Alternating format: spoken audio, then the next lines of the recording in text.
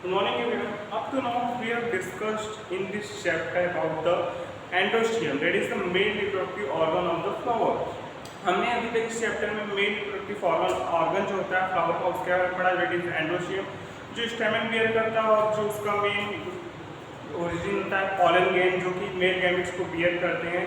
Male gametophyte होता है उसका पॉलन ग्लैंड, उसके बारे में जाना कि पॉलन एनर्जी के बारे में जाना, फिर पॉलन के न्यूट्रिएंट्स के बारे में जाना कि how they are much nutrient rich, and along with that उसके साथ हमने जाना कि how they can be stored at liquid nitrogen -196 degree Celsius temperature में। हम उन्हें स्टोर करके पॉलन बैंक में रख सकते हैं for their further use in future, उन्हें फ्यूचर में यूज करने के लिए हम उन्हें रख सकते हैं। सो ये तो सारी की सारी बात हो गई androecium, that is the male reproductive organ of the flower. And now we are going to talk about the gynoecium, that is the female reproductive part or organ of the flower, that is the gynoecium, which bears the pistil. And जो क्या होता है gynoecium में, क्या होता है gynoecium pistil को bear करता है। अगर एक गाइनोशियम में एक पिस्टिल हो, अगर जो गाइनोशियम हो फ्लावर का वो सिंगल पिस्टिल को बियर करे, उस कंडीशन को मोनोकार्पेली कहेंगे। अगर वहीं एक पिस्टिल से ज़्यादा पिस्टिल्स हो, अगर एक की जगह ढेर सारी पिस्टिल्स हो किसी फ्लावर में, तो उस कंडीशन को मल्टीकार्पेली कहेंगे। अगर वही पिस्टिल सब एक दूसरे से फ्यूज हो, जुड़े हुए हों, तो उस कंडीशन को सिंकार्पस बोलेंगे। सिंकार्पस कंडीशन मीन्स फ्यूज्ड पिस्टिल्स। और वहीं अगर सारे पिस्टिल्स एक दूसरे से फ्री हो, सेपरेट हो, अटैच ना हो, तो उस कंडीशन को हम एपोकार्पस बोलेंगे। When pistils are single in number, condition is known as monocarpelly. When pistils are multiple in numbers, then condition is known as multicarpelly. If all the pistils are fused together, it is known as syncarpus. Condition is known as syncarpus. If all the pistils are separated free, then the condition is known as apocarpus. If we talk about the pistil, अगर हम pistil की बात करें तो pistil क्या bear करता है? Mainly 3 part को बियर करता है pistil, that is stigma, style and ovary. Stigma जो कि पॉलन ग्रेन्स का लैंडिंग प्लेटफॉर्म है, स्टाइल जो कि पाथ है through which pollen grains male gamete ovary तक पहुंचेगा, और ओवरी जो कि ओव्यूल को बियर करता है, that is the egg cell. Ovary क्या बियर करता है? ओव्यूल, जिसमें एक सेल जाके जो फीमेल गैमेटोफाइट को बियर करता है। तो stigma serves as a landing platform for pollen grains, style and ovary. The placenta, the basal bulged part of the pistil is the ovary. Inside the ovary is the ovarian cavity locule. और जो ये ovary के अंदर जो ovarian cavity होता है, इसे हम लोक्यूल बोलते हैं। Locule. The placenta is located inside the ovarian cavity, और जो प्लेसेंटा होता है वो इसी ओवेरियन कैविटी के अंदर मौजूद होता है। Arising from the placenta are the megasporangium, और उन्हीं से प्लेसेंटा से क्या अराइज होते हैं? मेगा स्पोरेंजियम का commonly known as ovules. Ovules placenta से अटैच होते हैं, जिन्हें हम ओव्यूल कहें चाहे मेगा स्पोरेंजिया बोले, वो दोनों कॉमन वर्ड है, सेम वर्ड है। वो प्लेसेंटा से अटैच होते हैं उस लोक्यूल में, उस ओवेरियन लोक्यूल में, वहाँ ओवेरियन कैविटी लोक्यूल में मौजूद होते हैं। The number of ovules in an ovary में be 1, for example wheat, paddy, mango, to many, papaya, watermelon, orchid. अब ये जो ओव्यूल का नंबर है किसी भी प्लांट में, वो डिफर कर सकता है, वो एक ही हो सकता है, एक ओव्यूल हो सकता है। फॉर एग्जाम्पल वीट हुआ, मैंगो हुआ, राइस हुआ, इन क्या होता है? सिंगल ओव्यूल मौजूद होते हैं। But in comparison to the watermelon, papaya, orchid, ये सब में क्या होते हैं? ढेर सारे ओव्यूल्स प्रेजेंट होते हैं। तो this is what about the pistil. ये तो बात हो गई पिस्टिल की। Then now we are going to talk about the megasporangium, that is the ovule. The ovule is the small structure attached to the placenta by means of a stalk called funicle. जो ovule होता है वो placenta से एक small structure से attach होता है, जिससे हम कहते हैं फेनिकल। फ्यूनिकल से ही वो ओव्यूल प्लेसेंटा से जुड़ा हुआ होता है, वहाँ पे वो अटैच फॉर्म में पाया जाता है। And the body of ovule fuses which funicle is the region of hilum. और जो हिलम का रीजन होता है, यही जो बॉडी ऑफ फ्यूनिकल और ओव्यूल एक दूसरे से अटैच होते हैं। जो अटैचमेंट पोर्शन होता है फ्यूनिकल और ओव्यूल का, उससे हम हिलम के नाम से जानते हैं। Hilum is the attachment portion of body of ovule and funicle. Thus hilum represent the junction between the ovule and funicle. तो अगर हम इसे जंक्शन पॉइंट बोले ओव्यूल और फ्यूनिकल का, तो कोई दो राय नहीं है, कोई दूसरा पॉइंट नहीं है, हम इसे जंक्शन भी कह सकते हैं, क्योंकि यहीं पे वो दोनों पार्ट एक दूसरे से कंप्लीटली अटैच हैं, अटैच फॉर्म में पाए जा रहे हैं। Each ovule has one or two protective envelopes called integument. Integument encircle the nucellus except at the tip, where a small opening called the micropyle is organized. अब हम इस diagram को ध्यान से देखें तो ये जो ओव्यूल है वो टू लेयर से कनेक्टेड है। पहला तो इंटीग्यूमेंट, आउटर इंटीग्यूमेंट लेयर और इनर इंटीग्यूमेंट लेयर, जो कि इसे प्रोटेक्शन का वर्क परफॉर्म करते हैं। Along with that it consists of nucellus cells also. ये nucellus को भी इंटीग्यूमेंट लेयर कवर किए रहते हैं और nucellus से को कवर किए रहते हैं। और ये जो होते हैं इंटीग्यूमेंट लेयर एक पोर्शन में खुले होते हैं और उस पोर्शन को माइक्रोपाइल बोलते हैं और उस कोर को माइक्रोपिलर कोर बोलते हैं। और इसी वजह से ये माइक्रोपिलर एंड हो जाता है और दूसरे एंड पे जो चैल्जा होता है उसे हम चैल्जर पोल के नाम से जानते हैं। ऊपर वाले पार्ट को माइक्रोपिलर पोल के नाम से जानते हैं और नीचे वाले पार्ट को ओव्यूल के चैल्जर पोल के नाम से जाना जाता है। जैसा कि एग्जाइन में था ना, एग्जाइन में जर्म पोल के लिए एक एपर्चर ओपन था, उसी तरह सेम कंडीशन ओव्यूल के साथ भी है। ओव्यूल के इंटीग्यूमेंट लेयर भी माइक्रोपाइल के लिए ओपन है, वहाँ एक एपर्चर ओपन है, छोड़ा पड़ा है, जहाँ से वो कंप्लीट कॉन्टिन्यूटी नहीं फॉर्म करते हैं। Opposite the micropillar end is chaldra representing the basal part of the ovule. और जो हम बताया ना, ऊपर वाले पार्ट को माइक्रोपिलर एंड बोलते हैं, नीचे वाले पार्ट को चैल्जर एंड बोलते हैं। और चैल्जर पोल जो होता है ये basal part of the ovule होता है, ये ओव्यूल का बेसल पार्ट कहलाता है। Included within the integuments is a mass of cells called the nucellus. Cells of the nucellus have abundant food reserve. Located in the nucellus is the embryo sac or female gametophyte. An ovule generally a single embryo sac formed from a megaspore. अब हम इस diagram से clearly देख सकते हैं कि जो ये एक एम्ब्रियो सैक है, इसके चारों तरफ न्यूक्लियस सेल्स हैं, है कि नहीं? न्यूक्लियस है इसके चारों तरफ। और न्यूक्लियस क्या होती है? ये फूड रिजर्व का स्टोरेज होती है, ये गुड रिजर्व ऑफ फूड है। इनके पास एबंडेंट अमाउंट ऑफ फूड होता है जो नरिशमेंट प्रोवाइड करता है एम्ब्रियो सैक को, और ये एम्ब्रियो सैक को घेरी रहती है, कवर की रहती है। और ईच एंड ओव्यूल और एम्ब्रियो सैक, चाहे उसे हम एम्ब्रियो सैक बोले चाहे फीमेल गैमेटोफाइट बोले, दोनों एक ही वर्ड को रिप्रेजेंट करेंगी, एक ही चीज़ को रिप्रेजेंट करेंगे। फीमेल गैमेटोफाइट बोले चाहे एम्ब्रियो सैक बोले। And ovule generally has single embryo sac from a megaspore. और ये जो ओव्यूल होता है उसको जनरली उसके पास एक ही एम्ब्रियो सैक होती है जो कि मेगास्पोर से फॉर्म होती है, मेगास्पोर द्वारा फॉर्म होती है। So this is what about the pistil and the megasporangium.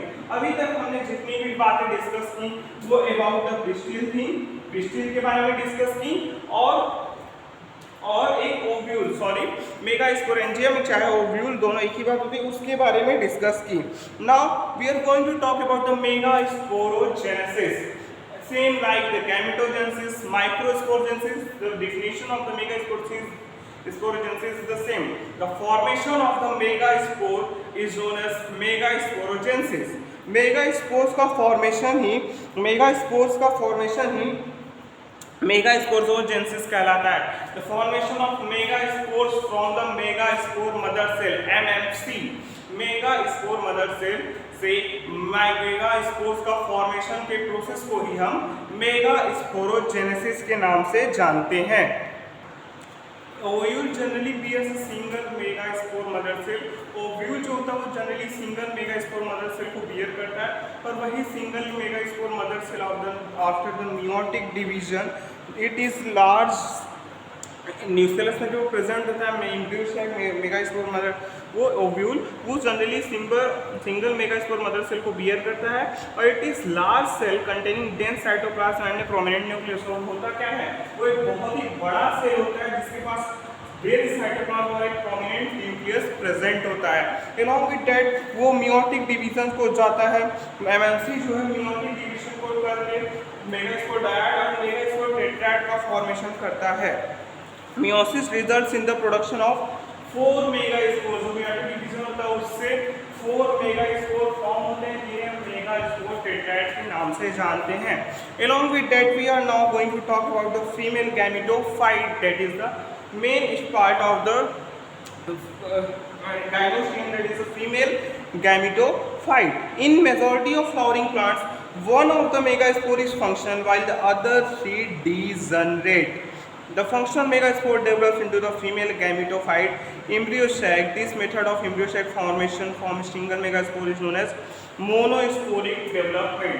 अब अगर हम बात करें, ये तो सारी बात होगी मेगास्पोर के बारे में। मेगास्पोर मदर सेल सिंगल होता है, डेंस साइटोप्लाज्म होता है, प्रोमिनेंट न्यूक्लियस होता है, और वो मियोटिक डिवीजन द्वारा मेगास्पोर टेट्राड का फॉर्मेशन होता है। इसमें 4 मेगास्पोर्स फॉर्म होते हैं।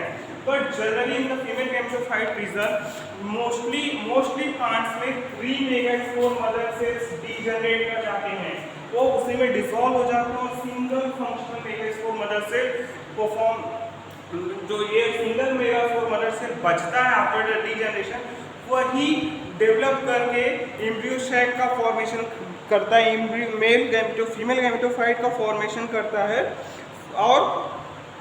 और इस मेथड को हम formation of embryo sac, the method of formation of embryo sac from a single megaspore, इससे नॉर्मल मोनोस्पोरिक डेवलपमेंट, और इस कंडीशन को हम मोनोस्पोरिक डेवलपमेंट के नाम से जानते हैं, क्योंकि 3 मेगास्पोर मदर सेल जो फॉर्म होते हैं मेगास्पोर टेट्राड में, वो तीनों डिसॉल्व हो जाते हैं, चौथा जो बचा रहता है कांस्टेंट मेगास्पोर मदर सेल, उसी से एम्ब्रियो सैक का फॉर्मेशन होता है, और उसी को हम मोनोस्पोरिक डेवलपमेंट के नाम से जानते हैं। That up to now we have talked about the female gametophyte कि हम फीमेल गैमेटोफाइट फॉर्म कैसे होता है, उससे हम कैसे डेवलप कराते हैं, उस डेवलपमेंट को हम कैसे किस मोड पे ले जाते हैं, तब जाके वो कहीं जाके फिर वो एम्ब्रियो सैक का फॉर्मेशन करता है। But let's talk about the formation of embryo sac in some more detail. आखिर एम्ब्रियो सैक का फॉर्मेशन कंप्लीटली होता कैसे है, अब हम उसके बारे में पढ़ेंगे। तो एक और with the help of this diagram हम उसके बारे में with the help of this diagram पढ़ेंगे कि कैसे 2, 4 and 8 nucleate stage of embryo sac is form, कैसे 2 न्यूक्लियेट स्टेज फॉर्म होता है, कैसे 4 न्यूक्लियेट स्टेज फॉर्म होता है, और कैसे लास्ट 8 न्यूक्लियेट स्टेज का फॉर्मेशन होता है कंप्लीट मैच्योर एम्ब्रियो सैक में।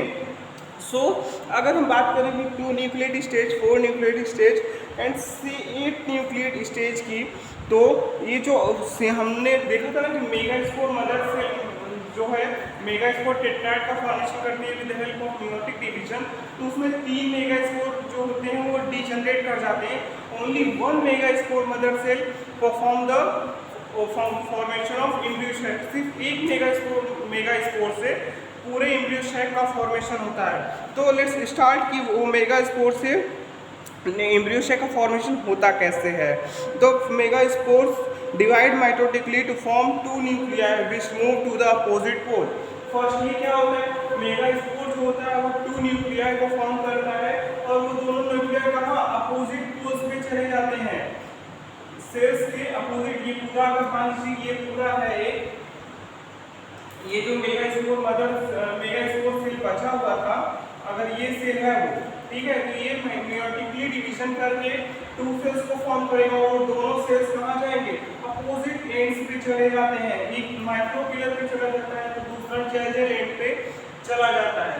फिर वो दोनों मेयोटिकली डिवाइड करके 2 से 4 सेल स्टेज को फॉर्म करते हैं। ऊपर 2 सेल को फॉर्म करेगा, नीचे वाला नीचे 2 सेल्स को फॉर्म करेंगे, and they give rise to the 4 cell stage, 4 nucleate stage. और फिर उसी सेल में ये फिर ये सेल्स फिर मेयोटिक डिवीजन करके 8 सेल स्टेज को फॉर्म करते हैं। ये जो 2 सेल्स एट ईच एंड थे वो फिर वो सिंगल सेल डिवाइड करेंगे, तो फिर ईच एंड पे 4 सेल्स का फॉर्म होगा और वही 4 सेल्स जो होते हैं वो कंप्लीटली 4 और 4 + 4 कंप्लीट मिला के 8 न्यूक्लिएट स्टेज का फॉर्म करते हैं। एक ही सेल में 8 न्यूक्लियस है, इसे 8 न्यूक्लिएट कहा जाता है। एक सेल में सिंगल न्यूक्लियस इसलिए न्यूक्लियस, और 2 न्यूक्लियस टू बाइट 2 nucleate 4 nucleus 4 nucleate and 8 nucleate stage पे आके एम्ब्रियो सैक फॉर्म होता है। इसके बाद after the formation of 8 nucleate structure of embryo sac 8 nucleate structure of megaspore cell, उसके बाद जो 8 सेल्स फॉर्म होते हैं वो अंडर डेवलपमेंट जाके अलग अलग चीज़ों को शो करते हैं। तो फर्स्टली क्या होता है, लेट्स डिस्कस अबाउट दैट कि what happens during the formation of female gametophyte that is the embryo sac at the 8 nucleate stage. जो 8 न्यूक्लिएट स्टेज फॉर्म होता है उसमें 3 न्यूक्लियस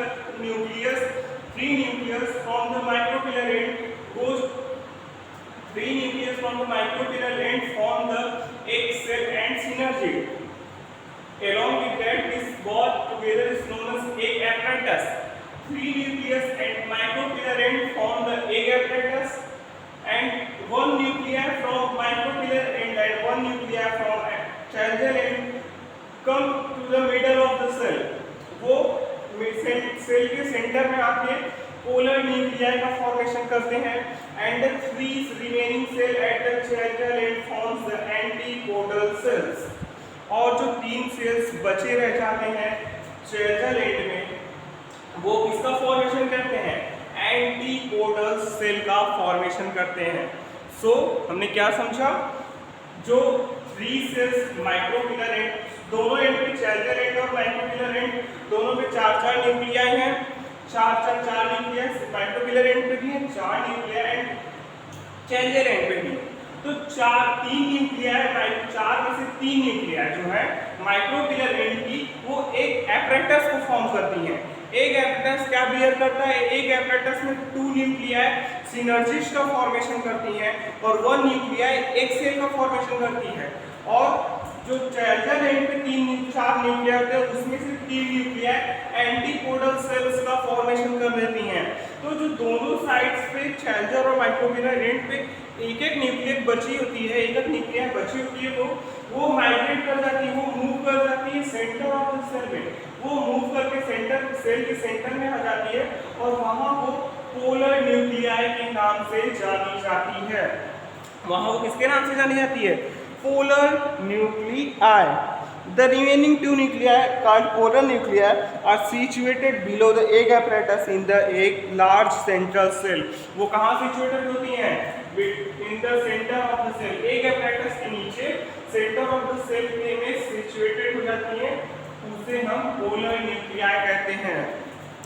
लार्ज सेंट्रल सेल में वो बीचों बीच जाके शिफ्ट हो जाती हैं, उन्हें हम पोलर न्यूक्लियाई कहते हैं।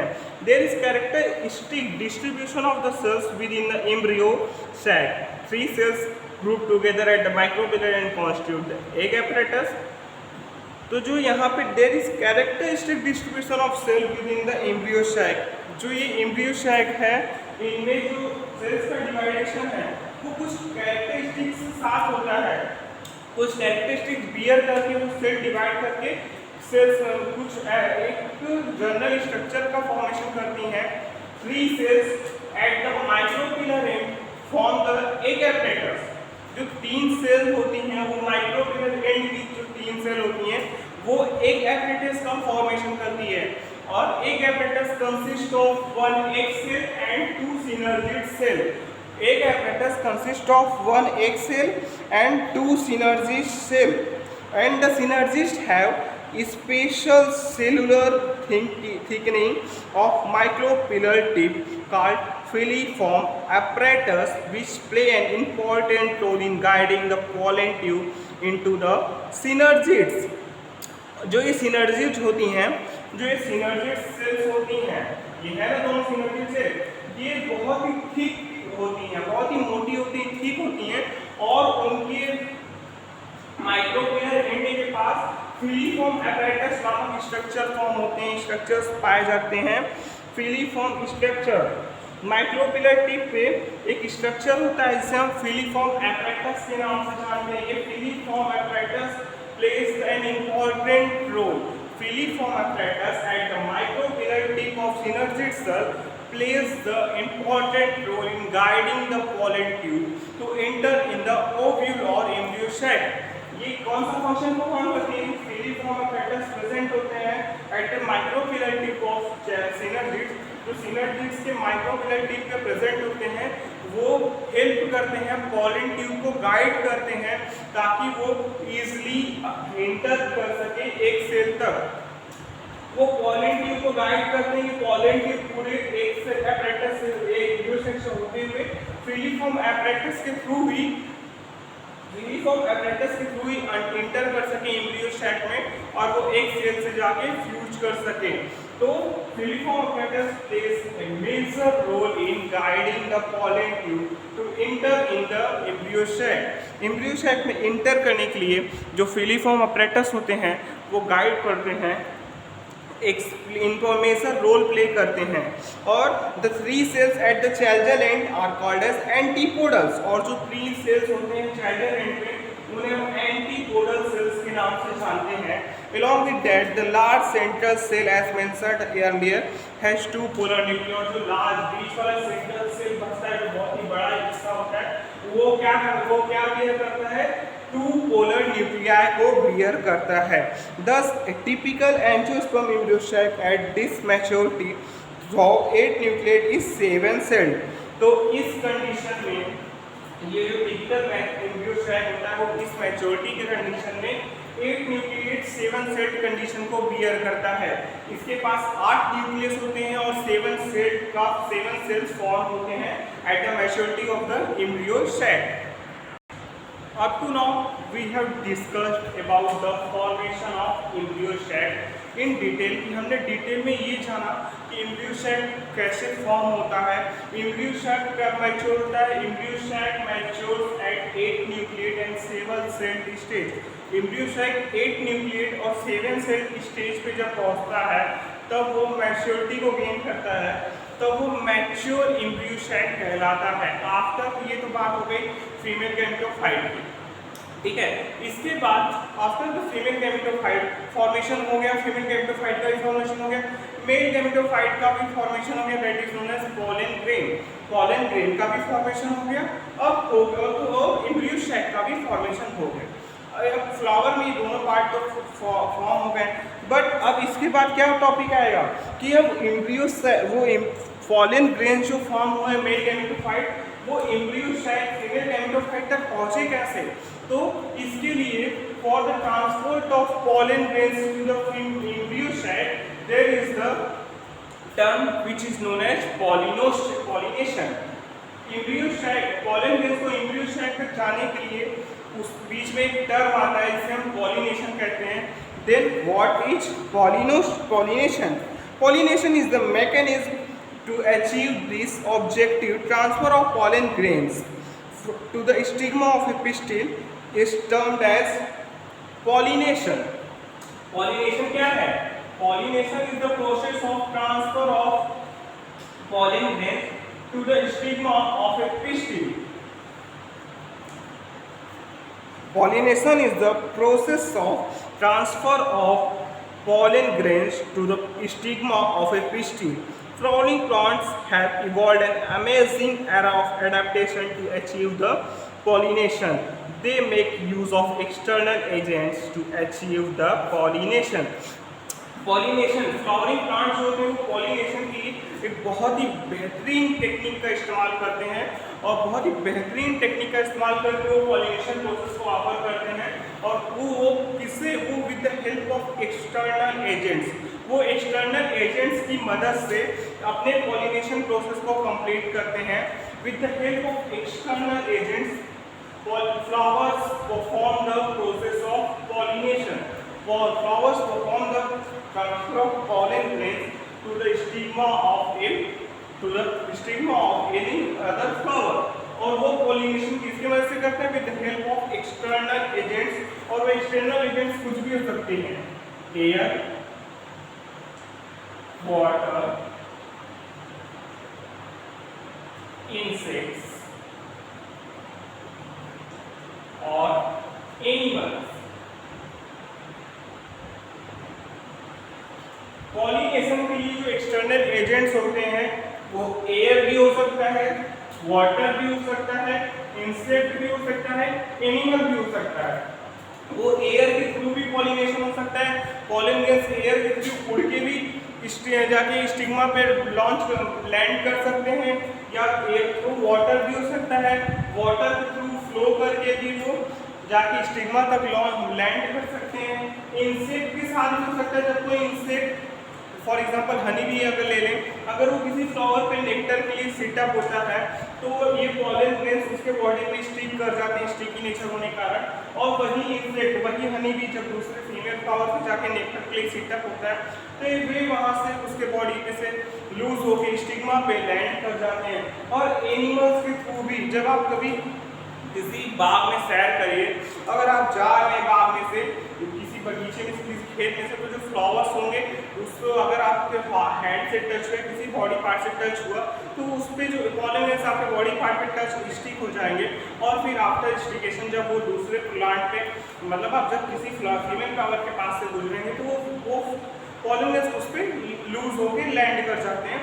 तो इससे ये पॉलिनेशन प्रोसेस को, ये फ्लावर्स ऑटोमेटिकली पॉलिनेशन प्रोसेस को ऑकर करवाते हैं with the help of 4 external agent which is air, water, insects and animal. इन 4 एक्सटर्नल एजेंट्स का यूज करके प्लांट्स अपने पॉलिनेशन प्रोसेस को कंप्लीट करवाते हैं।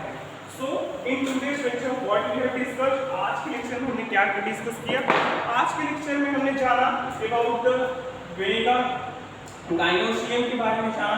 गाइनोसियम जो पिस्टिल बियर करता है, गाइनोसियम पिस्टिल बियर करता है। पिस्टिल के पास 3 पार्ट्स होते हैं, स्टिग्मा, स्टाइल एंड ओवरी। इसमें 4 कंडीशन होते हैं, monocarpelly single pistil, multicarpelly multiple pistil, syncarpous, fused pistil, free pistils, apocarpous condition. 4 condition को शो करते हैं। उसके बाद में हमने मेगा स्पोरेंजियम के बारे में जाना। मेगा स्पोरेंजियम जो फीमेल गैमेट होता है, मेगा स्पोरेंजियम जो मेगा स्पोर मदर से उसको फॉर्म करके मेगा स्पोर का फॉर्मेशन करता है। उसके बाद हमने जाना mega sporogenesis, the formation of mega spore from mega spore mother से is known as mega sporogenesis process. उसके बाद में हमने मेगा स्पोर मदर सेल के बारे में, उसके बाद हमने फीमेल गैमेटोफाइट के बारे में डिस्कस किया, जिसमें formation of mature embryo set होता है at 8 nucleate and 7 cell condition पे, जहाँ पे वो कंप्लीटली मैच्योर फॉर्म में हो जाते हैं एम्ब्रियो सेट। और एट लास्ट हमने पॉलिनेशन के बारे में थोड़ा सा टचअप लिया है, और इसके बारे में detail study we are going to talk about later. हम बाद में इसके बारे में डिस्कस करेंगे। So now we have discussed this all things today. So that's all for today. Thank you very much.